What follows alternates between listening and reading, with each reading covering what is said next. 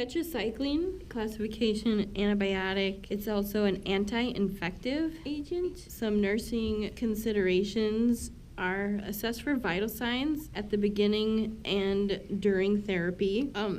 Obtain specimens for culture and sensitivity before initiating therapy. Monitor for bowel function, diarrhea, ab cramping, fever, and bloody stools should be reported to the provider. Assess for rash. It may cause Stevens-Johnson syndrome or toxic epidermal necrolysis. Assess an IV site frequently. Considerations to look for: renal and hepatic functions. Monitor the CBC periodically. Look for your elevation of AST and ALT serums, alkaline phosphatase, bilirubin, and amylase concentrations. May cause a false increase in urinary catecholamine levels.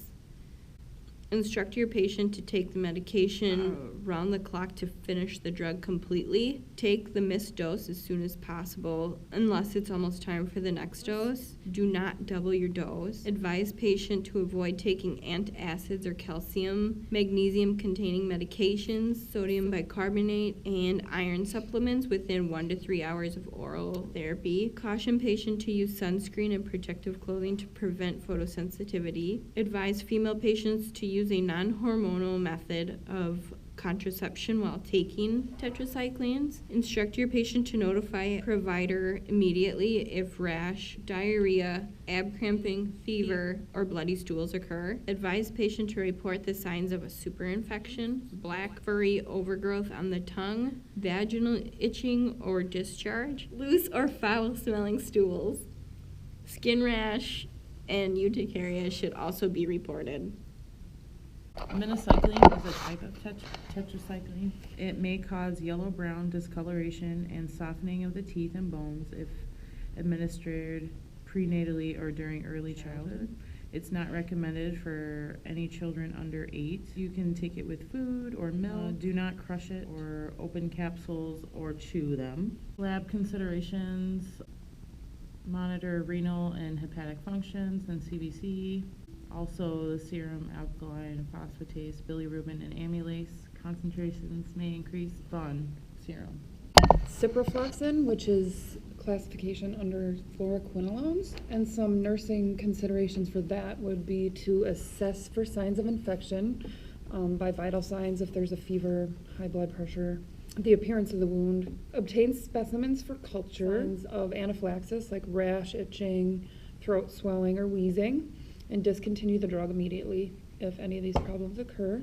You also want to monitor bowel function, just signs of diarrhea, abdominal cramping, bloody stool. Colitis is also a side effect and could begin up to several weeks after the stopping of the therapy. You want to watch lab considerations would be elevated serum AST, ALT, and LDH. You want to watch for elevated bilirubin and alkaline phosphatase, and it can also cause the glucose levels to go up and down. You want to instruct the patient to take a time and space times to finish the drug. Instruct the patient to notify healthcare professionals if there's fever or diarrhea. Aminoglycosides. This is an antibiotic and the prototype is gentamicin sulfate.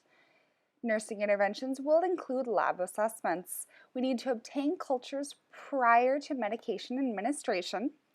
We need to be checking the renal panels for renal function, including the UA, specific gravity, BUN, creatinine, CCR, and also keep in mind that it may increase the BUN, AST, ALT, bilirubin, creatinine, and LDH. Also, this medication will have a narrow therapeutic range, so we need to keep in mind the peak levels, 5 to 8 micrograms per milliliter, and the trough levels, 0.5 to 2 micrograms per milliliter.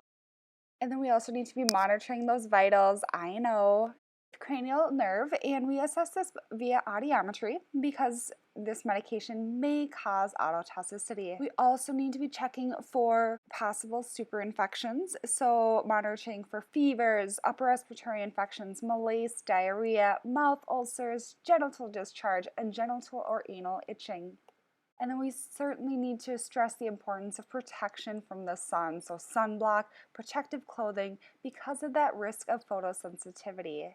And then we need to push those fluids, really increase it to about 1,500 to 2,000 mils per day unless they're on fluid restriction, and just overall evaluation, has the infection resolved without side effects? If it has not shown a response within 3 to 5 days, we need to be obtaining new cultures.